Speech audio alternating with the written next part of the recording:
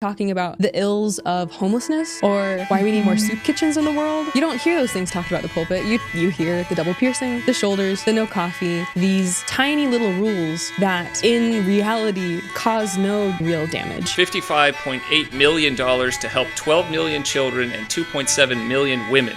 We just don't talk about it as much as she would have us believe. He was like, man, it's a really good thing you didn't go because they were going to kill you. We were sent here by God to give you this book. Now it's time for you to get baptized. Welcome to Salty Saints. My name is Hayden Holm, and today I've got my brother Tanner with me, and we're going to be grappling with the age-old question of how do I find time for my worship? We're going to be getting into a little bit of morality in the church, a fun debunking video there, some mission stories, and some come follow me prep for the new year. Stay tuned and we'll get into it. And now for a cultural call out. We sure don't appreciate that. Today's cultural call out is dealing with the idea of finding time versus making time for your worship. And this is something that I don't think is necessarily targeted to one specific area of the church. I think this is something that everyone in their own personal conversion has to confront at some point. But I would like to lead with a little bit of a story. So there was one time, it was a fasted testimony meeting, and there was this young mother that got up and she said, I'm having a really hard time finding time to make it to the temple and finding time to do all of the small things because I have really small kids. I've got 2 kids and they take up all of my time and I literally cannot do any more. But I can pray for other people that do have time, that they can have good experiences. And I remember hearing that and thinking to myself, something about that seemed a little bit off. And I'm not trying to come down on this gal. I absolutely understand how difficult it can be to have young children. I've got plenty of them. And they are taxing on your time.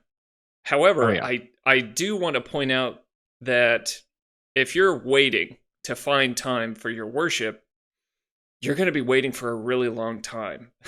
Like, if I waited 100%. To find time for my worship, I would still be waiting. I am still looking for that time, wherever it is. But let's get your thoughts on this, and then I'll give some of mine. Well, yeah, if you wait to just have time open up for your worship, I'm going to put that right next to the time that I'm waiting to have hobbies. Like it just doesn't work out. And I really am glad that this lady is starting there by finding time to actually pray for others to go to the temple. Because what she's doing is she doesn't realize it, but she's actually making time to pray, which is going to eventually be that seed that'll grow into making time to go to the temple. Right. It is very difficult, especially if you don't have like a strong support system around to find babysitters, to find people you trust that can be with your kids so you can go to the temple. But there is also the misconception that you need to go with your spouse. That's a great date night if you can, but if you can't, you can fly solo. That's most often what we do, right? One stays the tag home team while the other approach. goes to the temple. It's the only way we're able to make it consistently. Fortunately, we live close to a temple, and so we're still able, like even outside of Utah, we're still able to make it pretty consistently to the temple. But the only way we're able to do it is by one of us staying home and the other goes. We don't have any family out here, and we aren't Warren Buffett, so we don't have oodles of cash to pay for babysitters. So one of us will stay home while the other one goes, and we just trade off every other week. And it's been great. Yeah, I mean, with babysitting, I mean, I have 5 kids. I know you have just as many, right? Like to pay someone to watch them for 3 to 4 hours, which is usually what a complete, comfortable temple experience takes, is a lot of money. That's a lot. It's not nothing. Money that gets back to it. No. So we try and make it like, it's a dad night, right? We're gonna have a party with dad. We're gonna have a party with mom while dad goes to the temple. There's things like that, and something that we need to keep doing on our side, because it's something that I fall behind frequently if you don't mentally put in that effort, because it's a version of social entropy, essentially. Like if you don't put your worship first, it will just naturally erode. Anything that you don't put active effort into is just going to fall by the wayside, especially when you have children, because they're they are constantly very loudly telling you what they need all the time. So they naturally shift They to the demand top. your attention. Yeah. Their top priority, because if you don't feed them, they will scream at you, right? Like if you don't take care of them, the consequences are immediate of that. Yeah, they'll The scream at you consequences- even if they're full. Like they just like screaming. Yeah, once I gave my daughter a cup of milk, and she screamed at me for giving her the cup of milk that she asked for. Sometimes the I got in feedback is trouble just once just for inconclusive. dancing in the kitchen. My toddler was just like, "No dancing."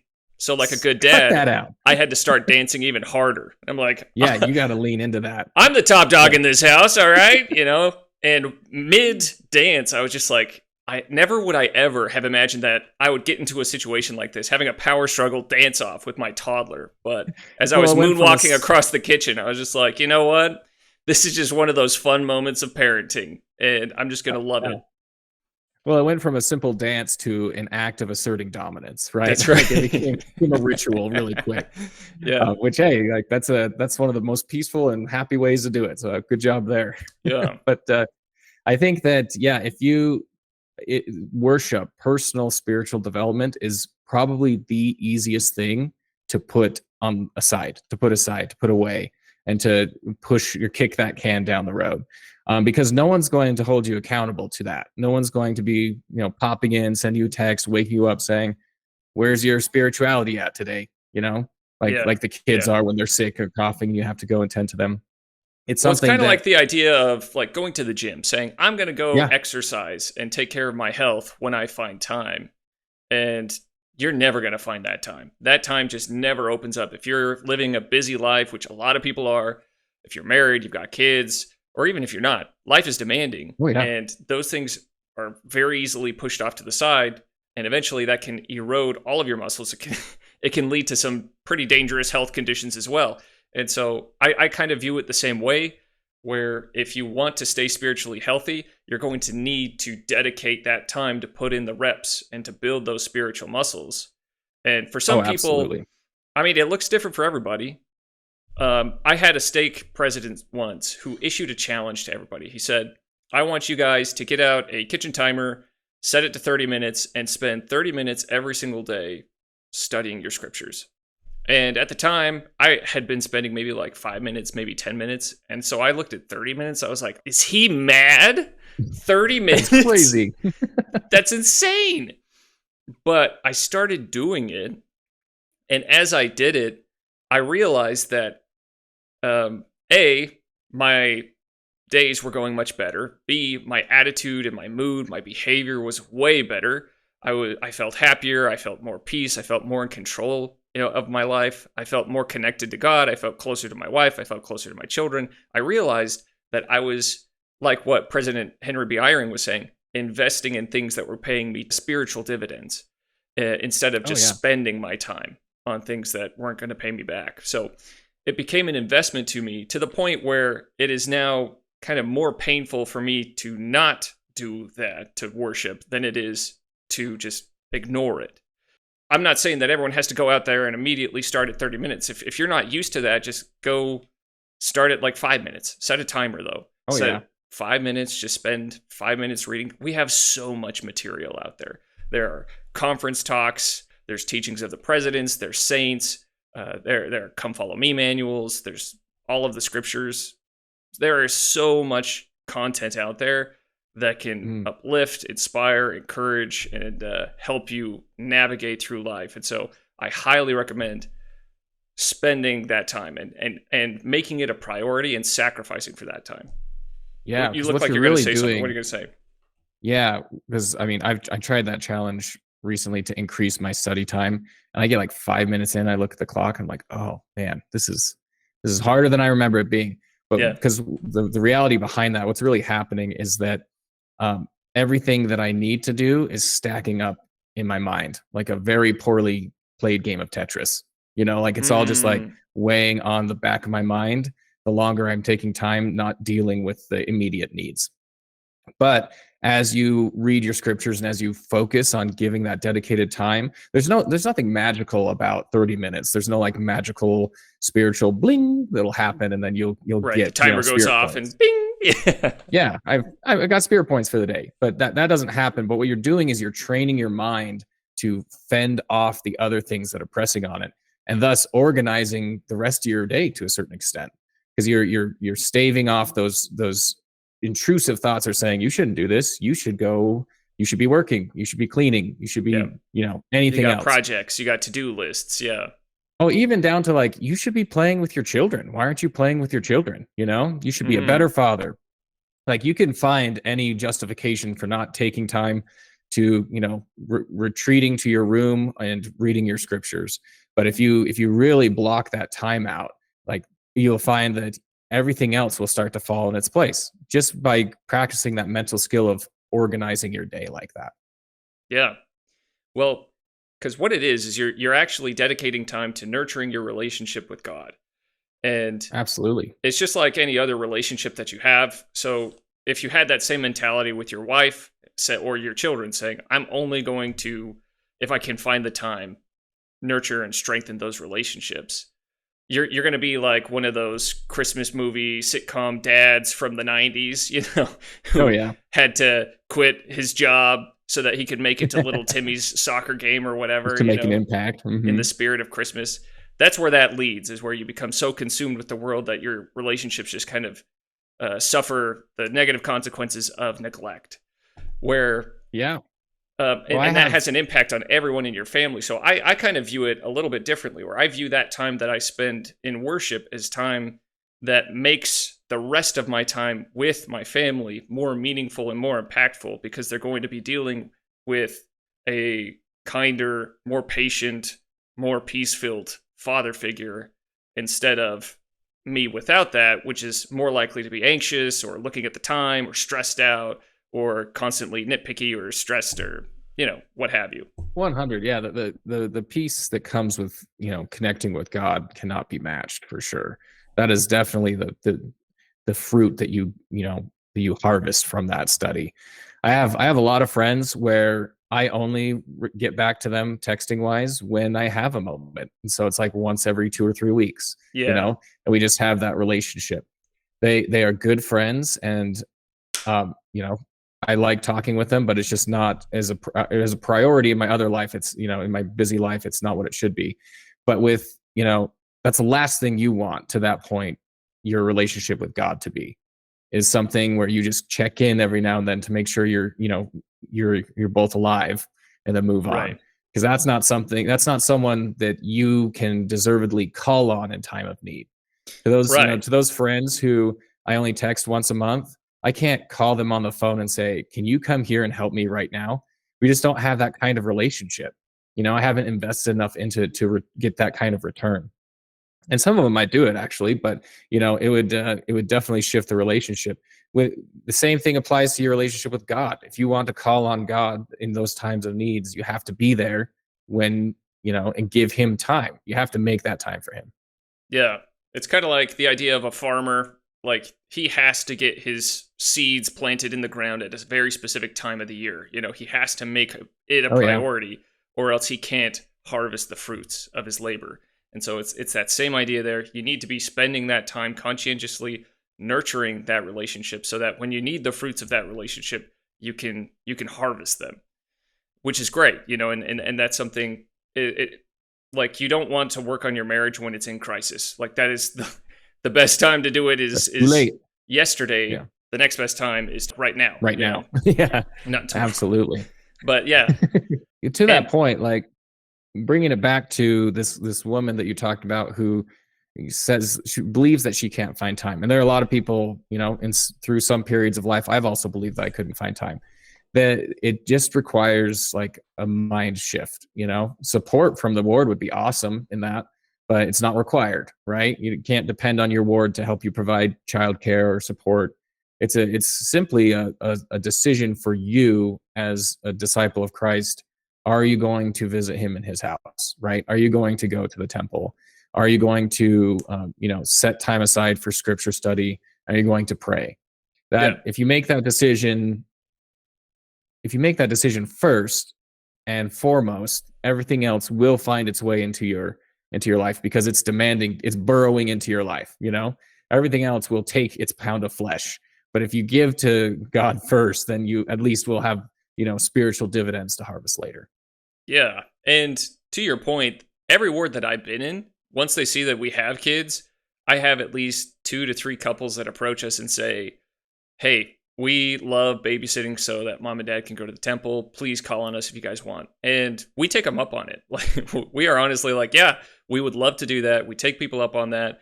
And I understand that not every ward is going to be the same. I totally get that. That's fine.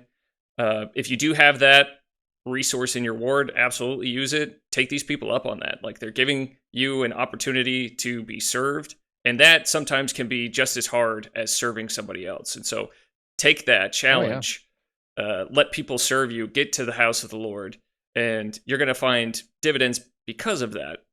The other piece that I wanted to touch down on, though, was like, not only is it helpful for you, but I believe that it is also helpful for your family when you're making time for the Lord, not just finding time.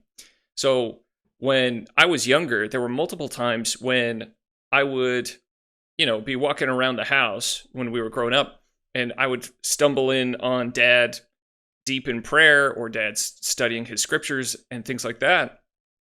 And that was one of the big variables in my conversion, was seeing that he wasn't just teaching us and telling us to do this, but actually to accidentally stumble on him deep into this personal connection building with God that he was vested in.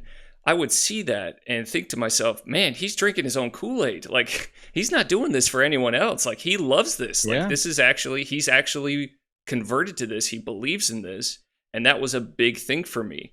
And I think that can be just as big for your children and your children's children, is if they can see you making time and making those sacrifices in similar ways, not like in a big performative way or anything like that, but like if they can find you in a quiet moment, in a quiet place, studying your scriptures or saying your prayers, I think that can be a very big spiritual moment for them as well.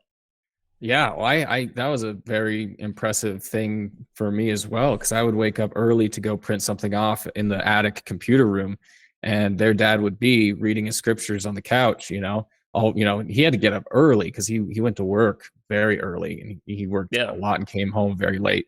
And so, and it was never like something that he pressed upon us or anything like that. I'd go up there and say, "What you doing?" He's like, "Oh, just reading my scriptures," just starting his day right, which was very impressive to me.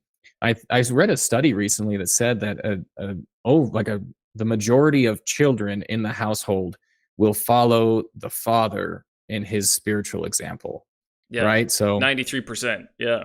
Oh, there you go. 93%. So if you're not showing a visible example to your kids, which you don't have to, you shouldn't, like, I don't know, you can be weird about that if you want, but really, like, if you're just living your gospel life and practicing your religion, your kids will find you reading scriptures and studying and praying.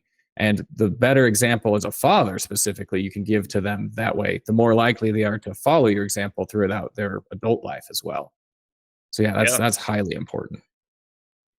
And I think as a closing argument on this, the idea of finding time for worship, I feel like that's just leaving something that's essential up to chance, and that's a high stakes game. So for that reason, we're calling out this cultural idea that can come up, and we're saying, ignore it, make time, don't wait for the time, you'll never find it. It's never going to be there. Even when you're older, it's just not going to be there. There's just too much to do, too much to worry about. Make that time, and you're going to see the benefits for it. And now it's time to consider the path of your feet, for crying out loud. We're going to be looking at this video from this gal. She is a rabid anti-member of the church. She posts a lot of very negative content about the church. A lot of it is blasphemous. A lot of it is really bad. Don't look this gal up. There's a little grain of salt to take this with. But most of her content is geared towards just producing stuff that is negative about our church, and then doing it with kind of like a snarky attitude. That's kind of her brand. You could tell she's left the church because she's got the nose ring. I don't know why, but that seems to be the standard issue. I've left the church, so I'm going to get the nose ring. Everyone kept talking about the second piercing, and I didn't know that it meant in the right nostril, but I guess that's what they were going for. But I did want to get into this video because it talks about how she perceives morality as taught in our church and what we actually focus on. So what I experienced when I viewed for the first time is what I experienced when I drank my first cup of coffee, which is that's all. That's the boogeyman. How often do you hear from the church pulpit them talking about real, actual things in the world that are truly horrible and harmful? The idea that coffee is and a second piercing, that's morality. That's how I get closer to God, is by not showing my shoulders. That's crazy that me showing my shoulders is what we're talking about before we're talking about the ills of homelessness or why we need more soup kitchens in the world or how we can go out into our communities and support people who are refugees. You don't hear those things talked about the pulpit. You hear the double piercing, the shoulders, the no coffee, these tiny little rules that in reality cause no real damage. Education is what empowers you to make a courageous choice, a hopeful choice, an ethical choice.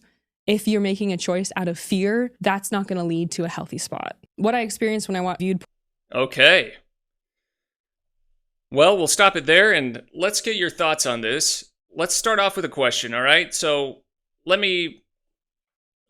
she has just ranted about, how does that jive with your experience in the church? You've been in the church for over 30 years. What do you think?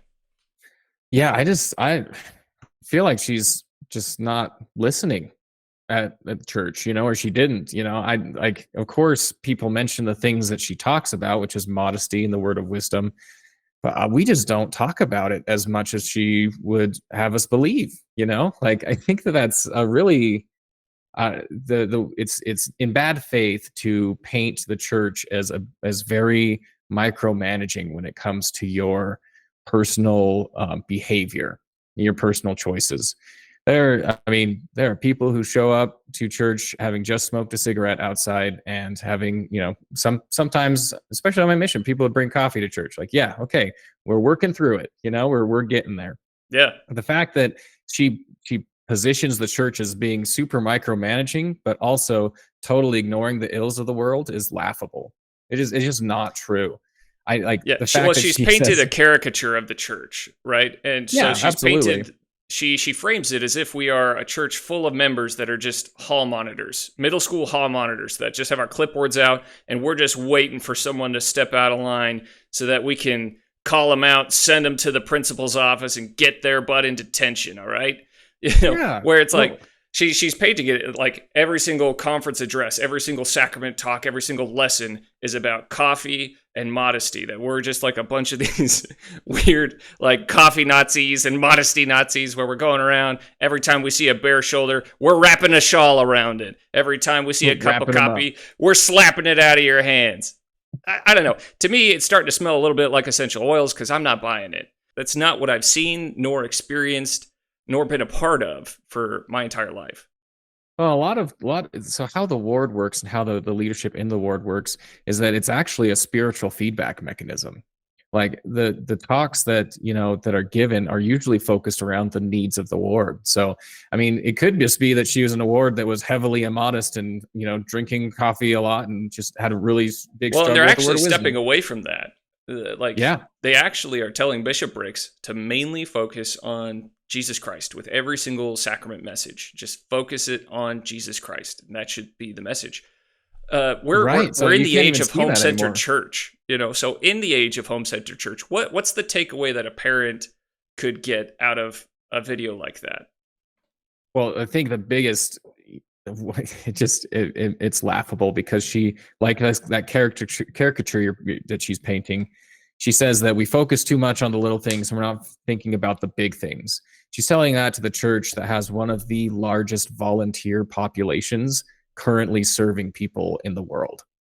Yeah. Thousands, tens of thousands of missionaries teaching, but also serving. A bulk of my mission, since we went to a place in Canada where the only thing colder than the temperature was the hearts of the people there. A bulk of my mission was actually spent just serving people so we could kind of open up their hearts to the potential that the members of the church are not hateful people. They're not narrow-minded, that they can actually open up and have an opportunity to have better experiences with the church in the future. We spent a long time. There was a week in my mission where we spent just helping a whole town recover from a massive flooding event.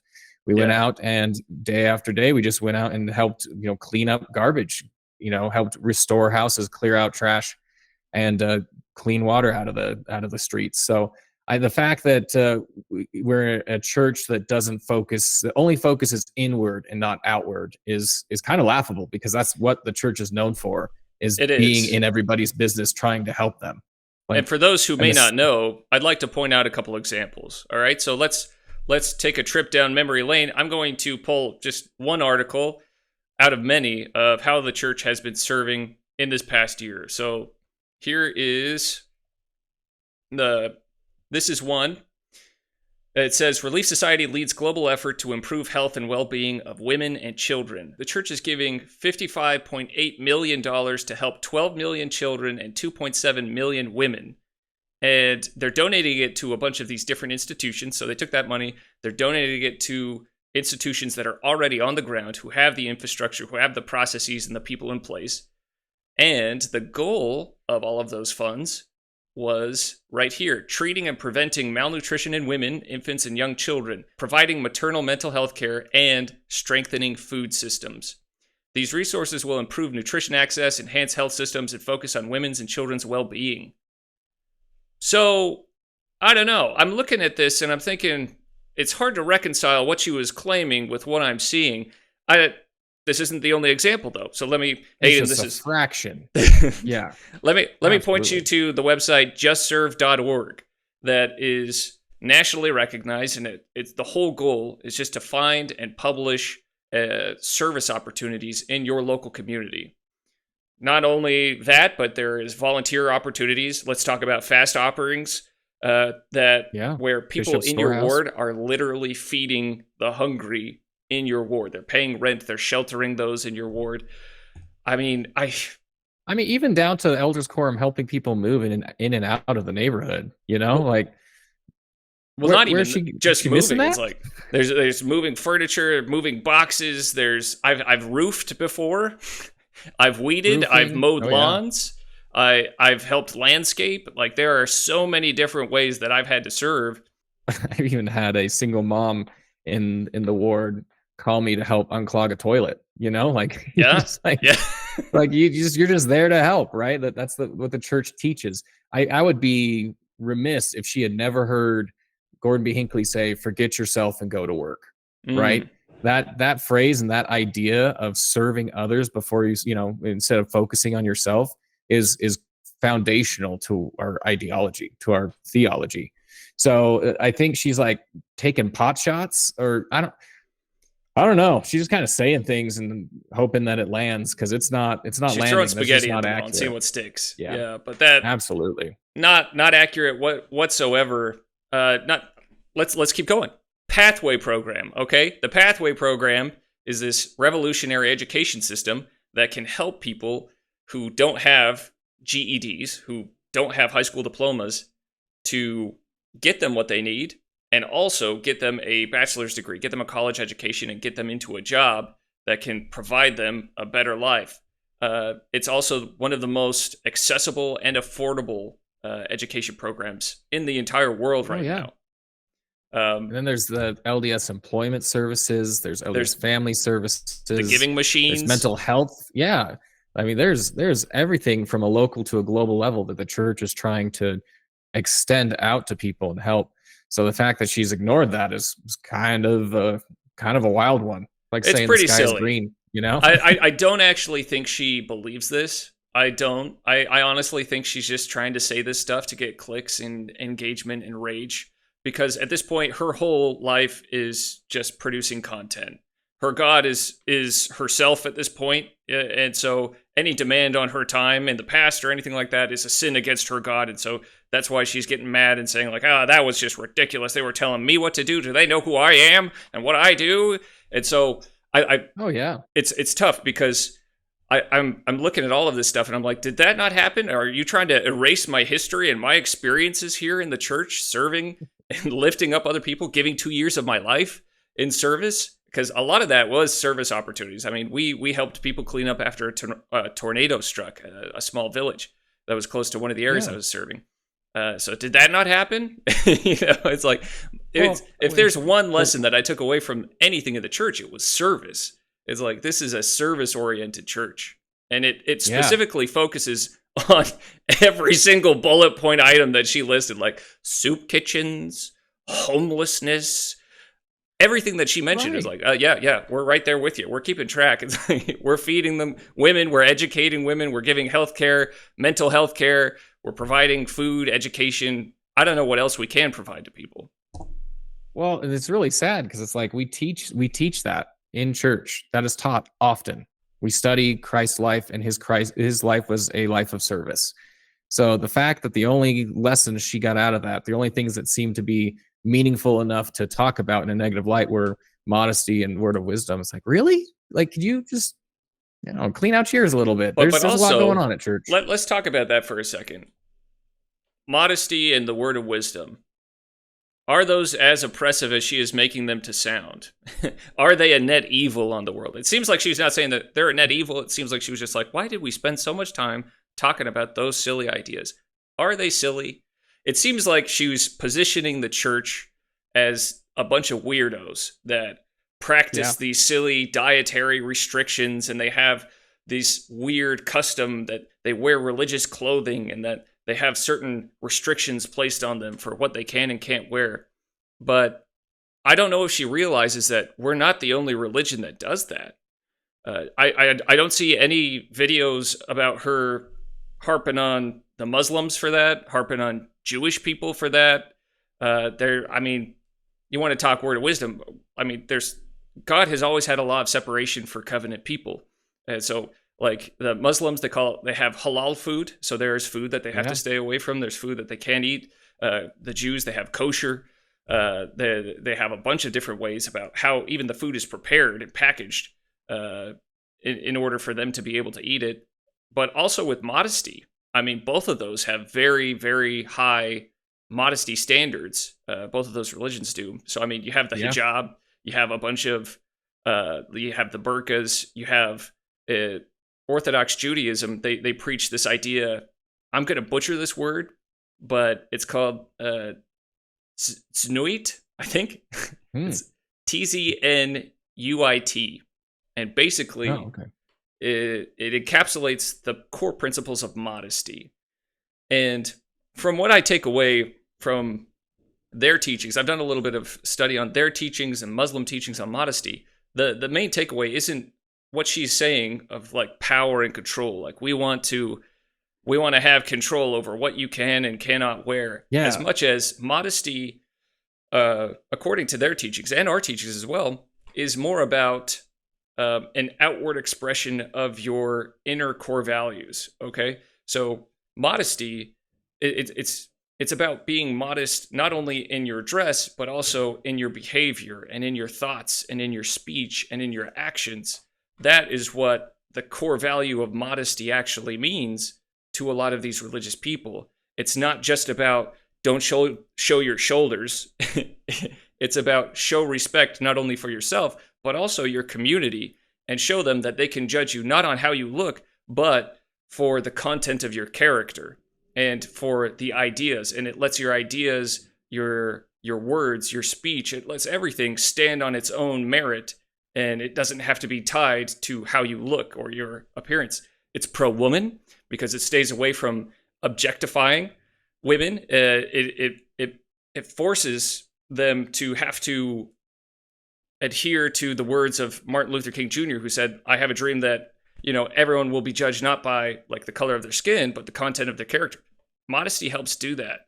Modesty is one of the vehicles that people can take so that their character can shine and that their integrity can shine. I think to your point on that, I think the real reason it hurts people is because people identify parts of their personality with their outward expression, which is something that I don't think is valuable to a certain degree.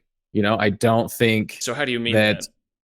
I think that, like, I don't know. There's a lot of people who are taking personal preferences or, fashion choices and internalizing them as a core value or a core part of their personality or identity. And I feel like what the church teaches is that your identity should be a child of God, right? Your identity should be a disciple of Christ, someone who is humbly looking to excel and become a better person. And becoming better means taking those parts of your identity that don't fit with your perfect self and casting those aside. And people have a real hard time doing that when they've collected so many small quirks and, like personality traits or forms of expression, and internalize them as core to their identity. It's like, it just doesn't have to be a part of you. It doesn't have to be something that you feel crushed on when you put a coat on, like just, you should really be seeking ways to better yourself. And part of that means these parts of, that you've chosen to identify with need to fall away so you can focus on what's more important, which is your spiritual well-being.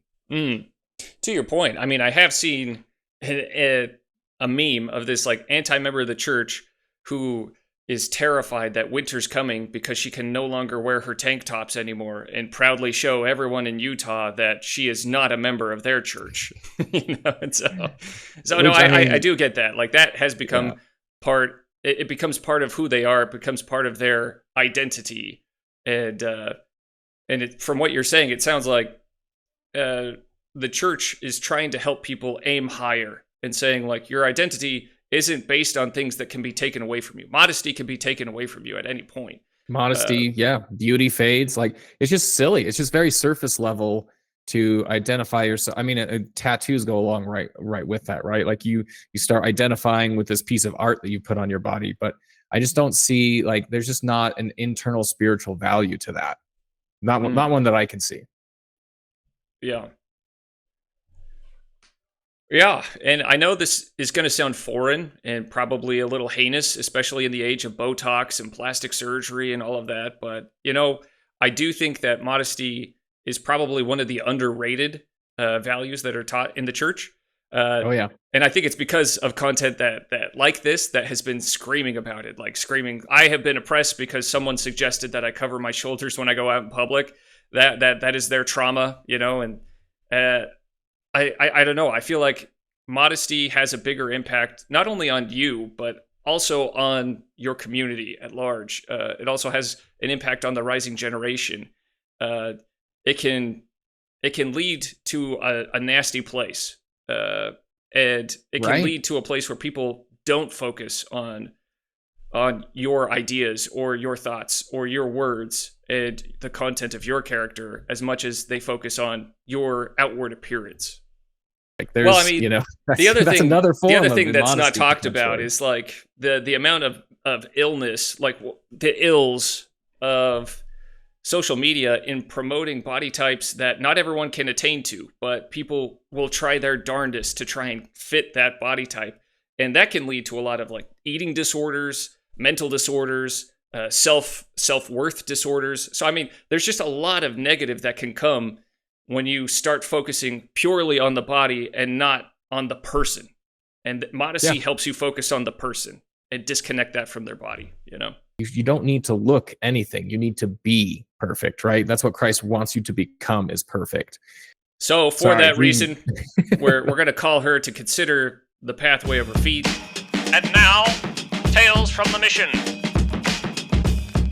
So we were in a remote area of Paraguay, and we had to do a lot of walking every single day. So we walked out to a pretty far out piece of our area, and we did a lot of proselytizing there. We didn't have a whole lot of success that day, so we started walking home. On the way home, there was this factory that a member owned, and this was a super cool member. He would always welcome us in. He was great to talk to. He would always give us some water, and we were super appreciative of that. So we walk into his factory, and he was there. He was like, "Hey, elders, yeah, come over and let's sit down and have a little message." And I was like, "Great, awesome." And when we got there, he had just been talking to two of his employees, and they got up and started walking away as we approached. And he told them, like, "Hey, do you guys want to come and listen to this message?" And one of them was like, "No, I'm okay, I'm good." And another one decided to stay. The one who decided to stay, his name was Carlos. And so we just kind of shared a message about Jesus Christ and encouraged them to serve, and to try and be more like Jesus. And then that member took us home. We called it a night. And I didn't really think much of it at the time. we had invited that member. We reminded him of General Conference, which was that weekend, and we sent an invite to him and to Carlos. Time goes on. We go to conference, and the members start showing up. I'm getting excited. I'm looking to see if there are any investigators, and Carlos came. And I was super blown away by that. I was like, Carlos, what's going on, man? And he was like, yeah, I'm just wanted to check it out. So he came for conference. We had a great time. And then he left. So afterward, we followed up with him and we're like, hey, what'd you think of conference? He was like, yeah, it was pretty good.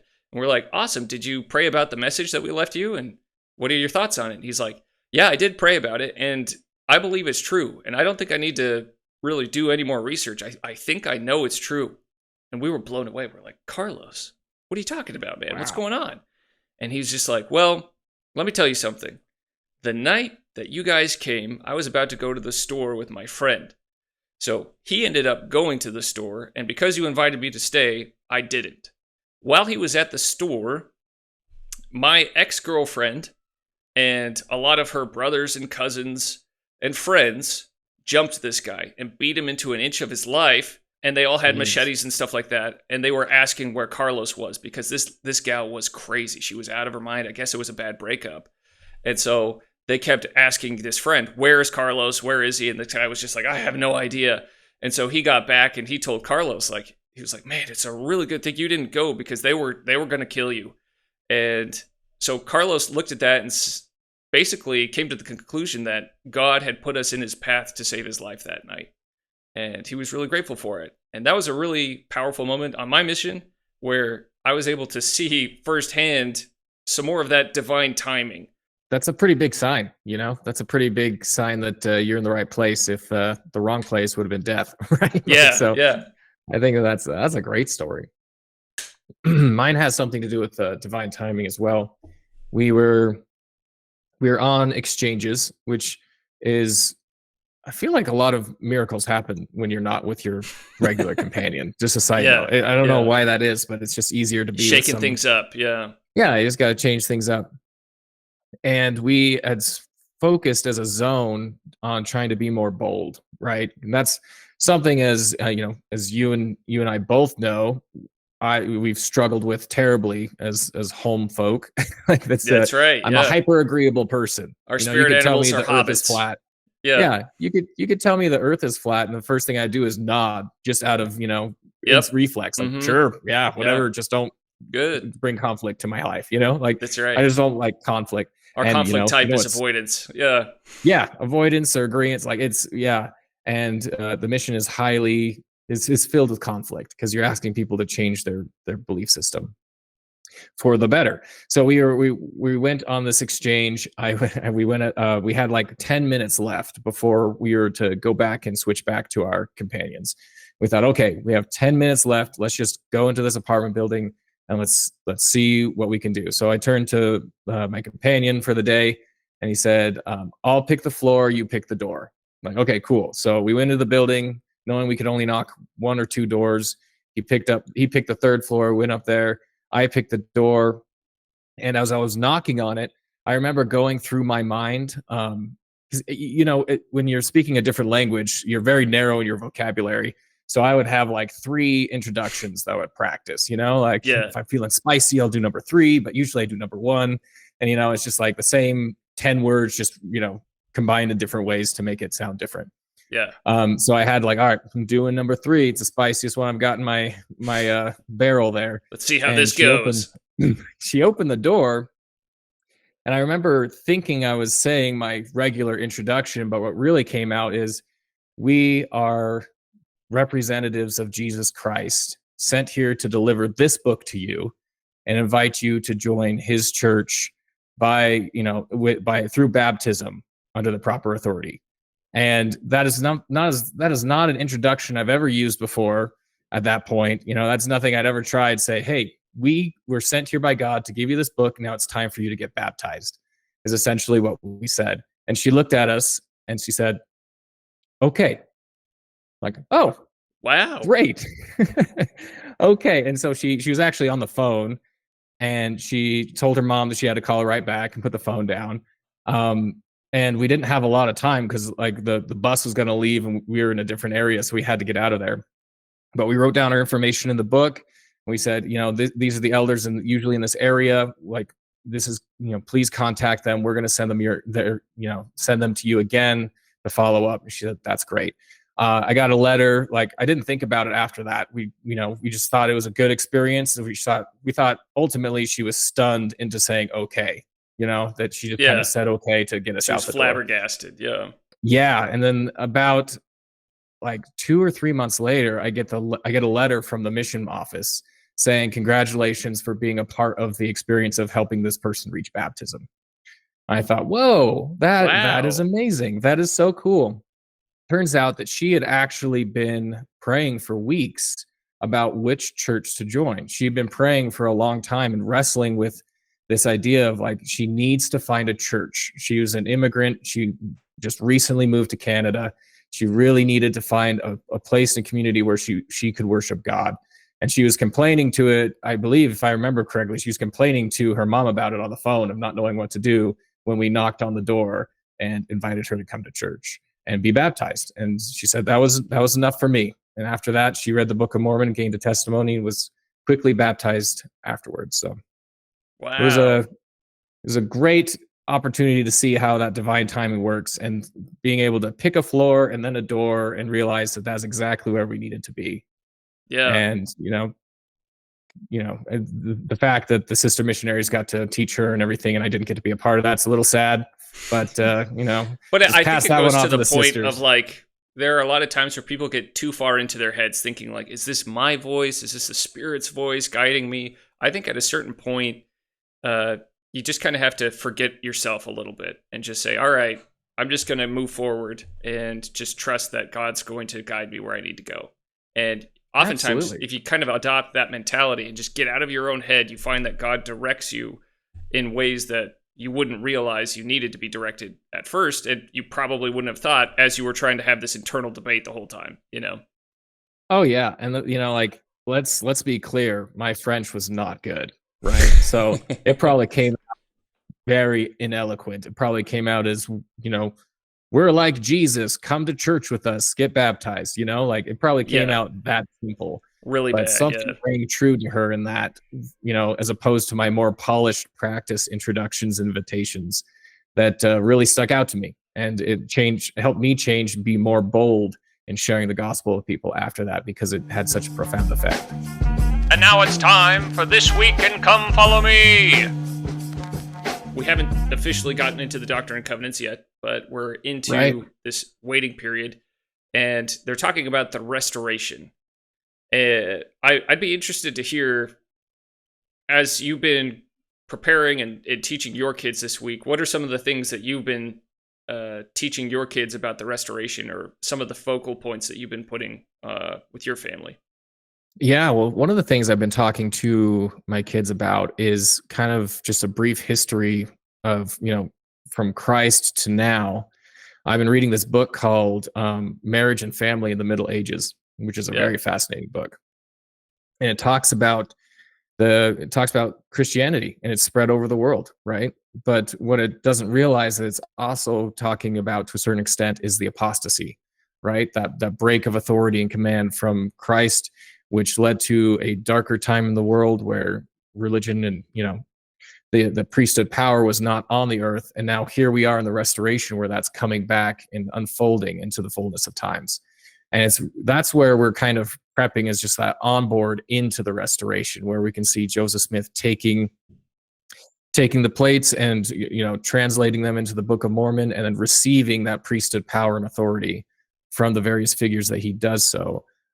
As he kicks off the restoration. So we're kind of focusing on the prequel, as it were, like that gap between the Bible and the Book of Mormon in history, where there was darkness for a time on one half of the planet, and the other half we see that, Christ is working his miracles.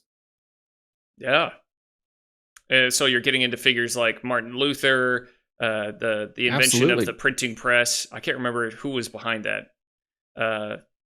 Well, even Christopher Columbus, everyone, Christopher Columbus, Marco Polo, all these explorers who had the Spirit of God with them, and various, leaders in various churches who helped break up and create the opportunity for the restoration to happen in the United States. Like that was a domino effect that started unfolding the second Christ ascended, right? Yeah. That was growing and preparing and all the way up until Joseph Smith received the golden plates. So, Absolutely. and the first vision. Yeah, that's a great study plan. Got to set the story.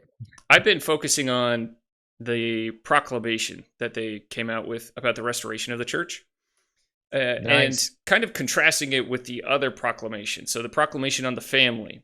So you look at that, and when it came out, everyone looked at it when it came out, and they were like, "Yeah, it's kind of a no-brainer. Men and women, they're different. They have their own roles. Yeah, everyone's on board with you." But now, It was basic, fast yeah. forward, you look at it now, and you're like, "Holy smokes, that was pretty prophetic." It seems highly like they controversial understood now, yeah. where we were going, and they were able to prepare us for that. And just saying, let's reinforce these truths. I kind of have a similar approach when it comes to this latest proclamation that they made, where I look at what happened with the last proclamation, and I assume that it's going to happen with this proclamation, where I think we're going to see a point in the future where we look back, and just as those truths were seen as common sense and they were seen as kind of controversies at the time, and it developed into these big political controversial issues, I think we're going to see a similar pattern with the plain and precious truths that were restored from the gospel and this second proclamation that they've issued in a handful of years. So I think we're going to be looking back and having a similar moment of realization. I wouldn't be surprised if that's the case for sure. Yeah, that totally makes sense. The other piece of the restoration, this proclamation that they came out with, is there's some wording in there that they invite everyone to come to know Jesus Christ as they know him specifically. And to know Jesus Christ at the level that an apostle knows Jesus Christ, I think is a pretty powerful and significant gift. President Nelson has said that in coming days, there are going to be some of the greatest miracles ever experienced and seen, greater blessings, greater miracles than saints have known before in the past. And so I look at this as a message of hope as well. And as we're thinking about the new year, I think that is one of the greatest goals that we can give, not only to ourselves, but our families, is to try and come to know Jesus Christ exactly how the apostles do. I don't know that I'll make it quite to that level, but I think striving for that is going to be a worthy goal. Yeah, I think that's a noble effort, right? And I think that's what we should be doing our whole life, is striving to know Christ just as they do. And, I think it's achievable. It's difficult, very difficult, but achievable, right? So Absolutely. It's a great lifelong goal. I think we're out of time. Until next week, I'm Hayden Holm, and this is Salty Saints.